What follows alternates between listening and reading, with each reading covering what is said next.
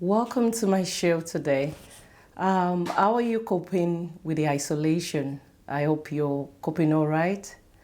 It is said that it takes 3 weeks to form a new habit, and I'm hoping we can use this isolation period to really think about our lifestyles and be able to make the necessary changes if there is any need for it. So there is this tag that is commonly placed on black women, which I truly believe we need to shed off. This tag of an angry black woman. It's something that we need to get out of our psyche. It's something that we need to take out of our identity. It's time we stop being addressed as the angry people, as black women, really. And sometimes, according to a research that was done by the depression treatment specialist, Smart TMS, they found out for black people, 1 in 3 actually suffer from depression due to the kind of relationships they have, and especially black women. And you find out a lot of times, a lot of our anger, most of it stems from the sort of relationships we get ourselves involved in. It's high time we start addressing some of these things that makes black women more prone to being angry, really. Because sometimes when you look at some people, you can understand why they might be always angry.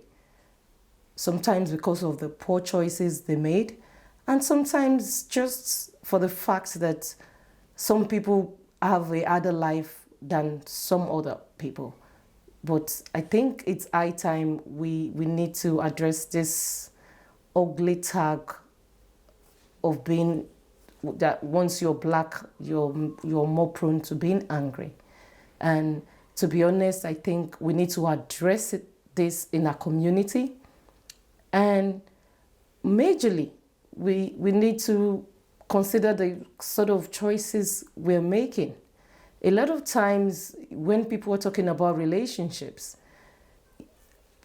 most of this time you find people talking about sex as if sex is the only parameter for choosing a partner. But at the end of the day, when you're living your life, sex only forms a little part of your living. There's so many other things attached to being in a relationship. You get into a marriage, you start having children, you find out that, okay, sex isn't that important on your list of priorities anymore. And unfortunately for some people, by the time they get to that point, they've already made an error in choosing a partner. Some of our men, when they are involved with black women, they tend to get away with so much, unlike when they are in relationships with people from other races. So maybe there's something we need to learn from these other races, because you find out a man is misbehaving so much with a black woman, and then he gets on with somebody from another race and is as if, is a complete transformation. I don't know if it involves us looking at these other races that are getting, like men are acting better towards them. So maybe there's 1 or 2 things we can learn from them, rather than being angry that a lot of the black men are going for other races. Maybe it's high time we look at what they are doing differently that is making a black men behave better with them. Because a lot of things that some black women go through due to the kind of partners they have in relationships, it's just too much, really. That's just the honest truth. It's just too much. Sometimes you find some of these men, they impregnate women, and then they just leave them to themselves. And sometimes some of these ladies are also responsible as well. Someone isn't that into you. That's the part I really don't understand. If you have 1 million children for that person, that's probably not going to change his psyche. So we really need to address these things. This is a good time for us to really think inwards.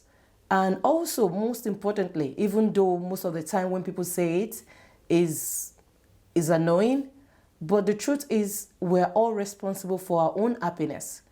And you can't use someone else's yardstick for measuring your own happiness. You need to decide how how you can make yourself happy. No other person is responsible for your happiness. But whatever we need to do, we really need to address this anger. There's just too much anger in our community, especially amongst Black women. We're full of stress, anger, and that's why we have so much high blood pressure. Sometimes people think it's only the food. Sometimes it's not. The lifestyle also contributes to this high prevalence of diseases in the Black community. You find some people are living such stressful lives, and through that they develop diseases and all sorts of things happen to them. Please, let's do something. Let's make a change. It's high time we reject this tag of being an angry Black woman. And even our men as well. It's high time. We can't achieve anything with anger. Anger only destroys. It doesn't build anything. There's nothing we can achieve by being angry.